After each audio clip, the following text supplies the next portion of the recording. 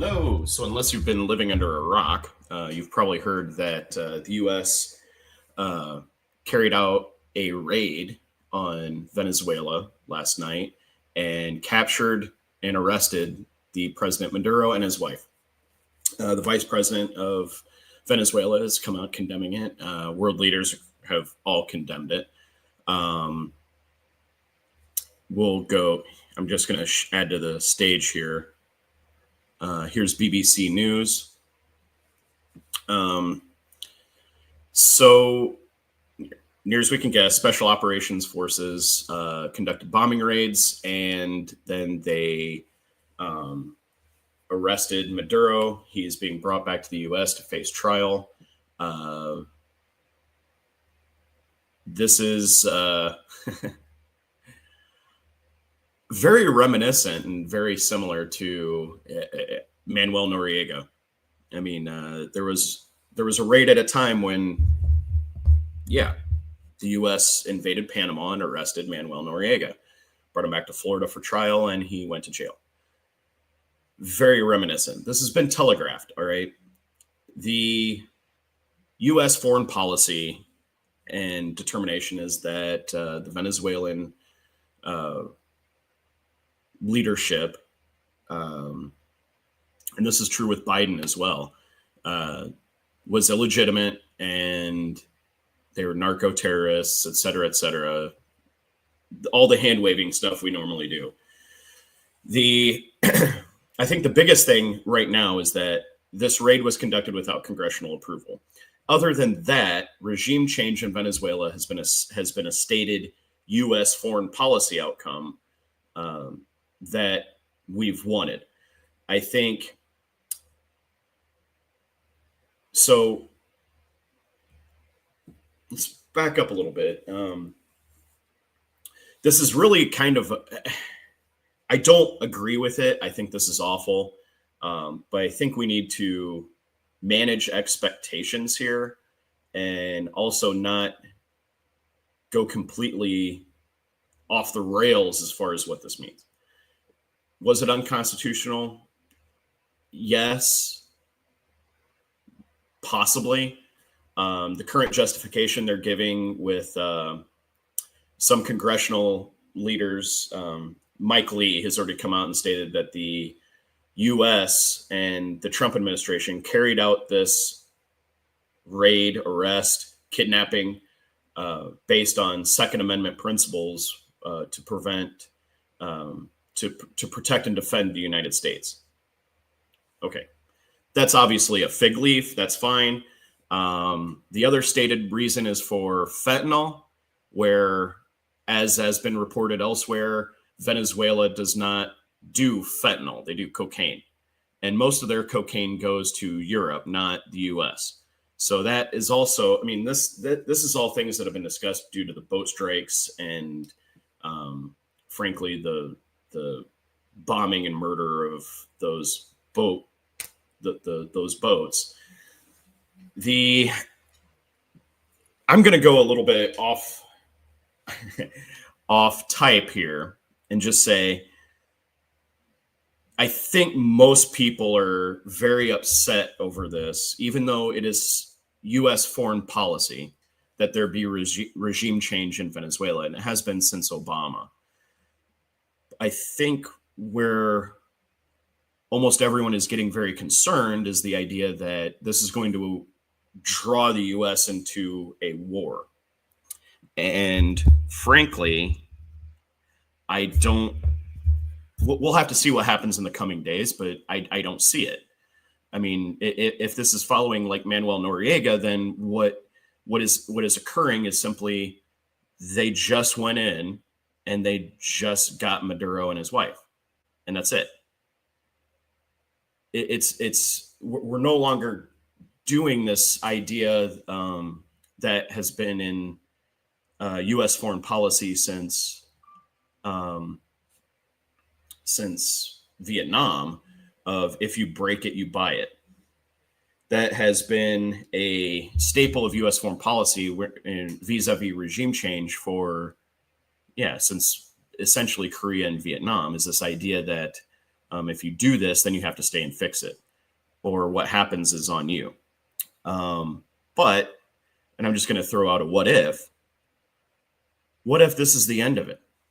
What if all they did was go in and get Maduro? No further action, no boots on the ground, and everything else. And now whoever comes after Maduro knows that at any time the U.S. can come in and grab them too. This is very reminiscent of U.S. foreign policy in the early 1900s, where the Western Hemisphere was essentially our playground.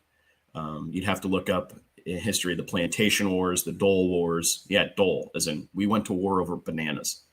That's where the term banana republics come from, actually. So I'm not entirely, this is awful. It's not great. And it certainly emboldens the Trump administration. But I think we have to wait and see what the wider reaction is. China will probably have the most to say, for sure, as they just brought up. All right, so I've read on social media several people that are just kind of wringing their hands and saying the price of oil is going to go nuts because of Venezuelan oil and everything else. So here's the thing on Venezuelan oil. Venezuelan oil is very, very dirty. It cannot be refined in normal refineries that do Brent crude or Saudi Arabian oil, light sweet crude, heavy crude. It's got a high sulfide content, I believe. And it's what is termed very dirty oil. In fact, I didn't even know this. I for years, I've known that the only refinery capable of actually processing Venezuelan oil was actually in New Orleans and Louisiana. Seriously. So every sanction and everything else we put on Venezuela, when we allot them to sell only a certain amount of oil, and this goes all the way back to Obama, this goes all the way back to Bush, actually, then we were actually just saying how much oil we the U.S., was willing to refine in Louisiana and sell for them. All transactions on Venezuelan oil, even after they seized our oil fields, well, not our oil fields, but U.S. oil companies' oil fields in Venezuela, after they seized those, they still had the problem that we were the only ones that could refine their oil. Now, China apparently has built a refinery in recent, within the last year or so, that has come online that is capable of refining Venezuelan oil. So China is definitely going to have something to say. And I would imagine that their biggest thing is, we'll see. I'm going to make a prediction in the coming months that in a tit for tat fashion, China is probably going to start using language and rhetoric vis-a-vis Taiwan and the government there, that they are flooding China with something. They are an illegal regime. I do believe that the rhetoric coming out of China in regards to Taiwan is going to start sounding very much like that. And it would not surprise me that China would use this as an excuse or some leverage to get some action on Taiwan. The other major country that has allied with Venezuela that will obviously have something to say is probably Russia. And it's going to be very interesting to see what occurs there. I do find it interesting, the timing that the Trump administration put on some type of Ukraine deal. And I kind of thought it at the time that Putin has given his blessing to Trump and for Venezuela in exchange for action on Ukraine.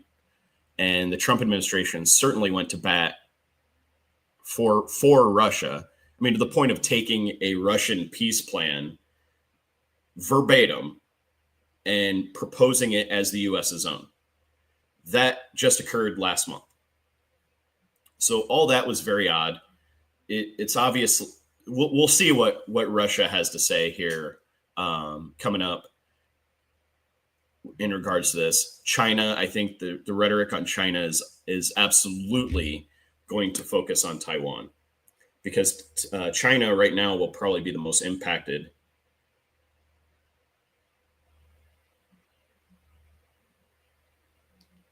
Will be the most impacted.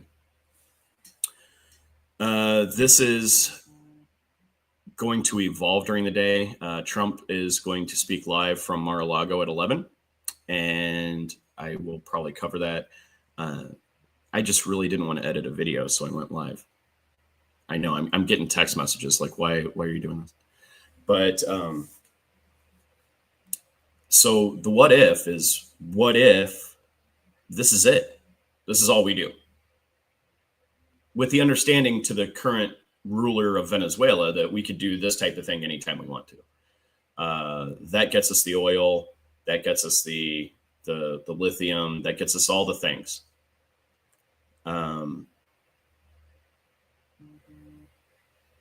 This is a bit of a hard one because it is U.S. stated foreign policy of regime change in Venezuela, has been since Obama. So this is not against U.S. foreign policy goals. I think it's more the method and the actions. Particularly, we'll have to see. It'll be quite the legal wrangling of what exactly what they needed to go to Congress for.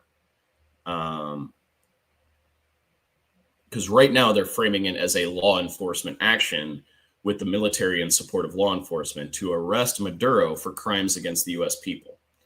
That is the legal fig leaf they're using.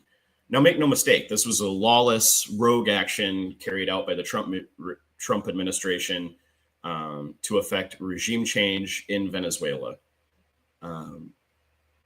primarily for oil. I would say this is for the oil, and whether we split it with China or give China something in order to back them off, this will have repercussions across the globe, because it is a dramatic changing of U.S. foreign policy and how we conduct it. As if the last year hasn't already been enough change. But the idea that we will go in and stabilize countries and put boots on the ground and troops and everything and all the things in order to stabilize the country because we remove the leadership, I think that's all out the window. I do not foresee any situation where the Trump administration puts boots on the ground in Venezuela in any type of occupation force. I don't see that happening. And I know that is, I've seen on social media today how he started a war. We're engaged. We're going to be engaging in a war for oil. And I, to be honest, do not see that. I think this is what it is. And overreacting on it and going out on a limb and saying, oh, he's gotten us in a new war. We're in a war for oil. We're going to occupy Venezuela. I just don't see that happening. I think this was the extent of it. And now we're going to wait and see what happens. Do I agree with it? No, not necessarily. I think it's going to have massive repercussions beyond Venezuela. I think China is going to want concessions from us. I think Russia is going to want concessions for us. And I do not think that the ultimate gain is going to be worth those concessions. If you're there's a few countries right now that are probably really shitting their pants, and it has to be Taiwan, Japan, Iran, to a certain extent, and I will very certainly say Cuba. This was always Rubio's thing. I don't think this is necessarily Donald Trump's, but Rubio was certainly the one pushing this. The biggest issue, Cuba, I would say Cuba should be very worried, but at the same time, Cuba really doesn't have anything. There's really no natural resources in Cuba that we need. I suppose bringing Cuban sugar into the United States would be a big thing, but a lot of the people high up in the Trump administration are highly connected to sugar barons out of Florida and the South. And those people who have donated heavily to the Trump administration and the Trump campaign would be very negatively impacted if Cuban sugar came onto the market. So I don't think Cuba is in the crosshairs. It would make a lot of sense, and certainly there's probably a calculation there that if they effect regime change in Cuba and open up Cuba, that Cubans would vote Republican in lockstep. But I don't see it, because Trump wants things, and Cuba really doesn't have anything other than potentially golf courses and casinos, which frankly is, I mean, my dad was in the Navy and was on a frigate in the Caribbean during Bay of Pigs. So I'm at least passing familiar with the situation. This is obviously a developing situation. Again, I've seen left-wing Democrat supporting podcasters are losing their minds on lives right now. I'm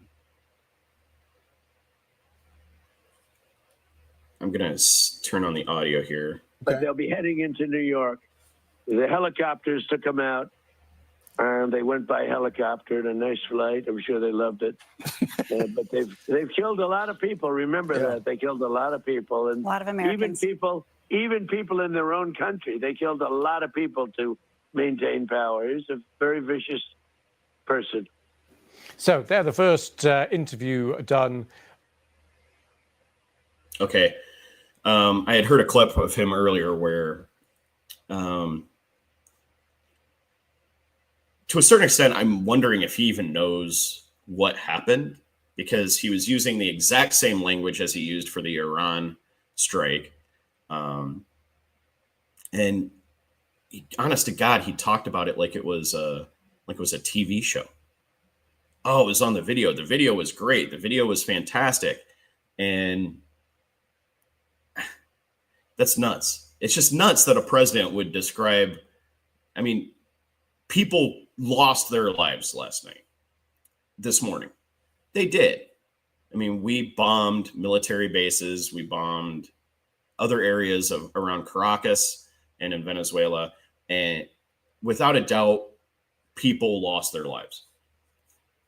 And our president is there describing it like it's a video, like it's a TV show and or a video game.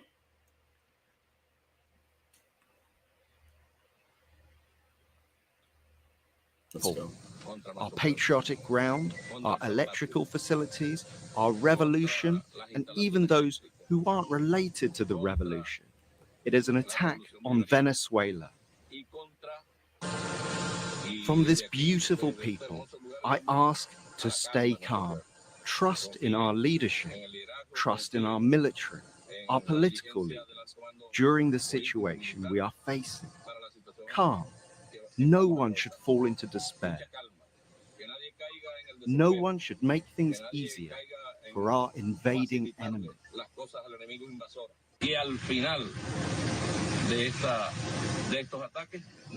After these attacks, we will win in the end. May the country win. And lastly, just want to bring you what we heard from Venezuela's Attorney General. As Attorney General of the Republic, I strongly condemn the vile and cowardly attack by the imperial enemy carried out in the early hours of the morning against innocent civilian targets in our country. It shows that everything President Nicolas Maduro said about an imperial threat is now turning into bloodshed, with innocent victims mortally wounded and others killed by this criminal terrorist attack carried out in the most... Okay, that was all as expected, right? I mean, I don't see us deliberately striking civilian targets around Caracas. For all the sins of the Trump administration, I don't think that would be it. Boats, maybe. Verifiable civilian targets on land, probably not. It does sound like they're, how to put this? What if someone starts a war and nobody can really do anything? I mean, and I say that, again, I think this is awful shit. This is not good. We all kind of knew this was coming, though, right? I mean, this is not a surprise to anybody. Nobody woke up today and went just like, "Oh, what the hell?" No, it was all just kind of like, okay, yeah, kind of knew this was going to happen at some point.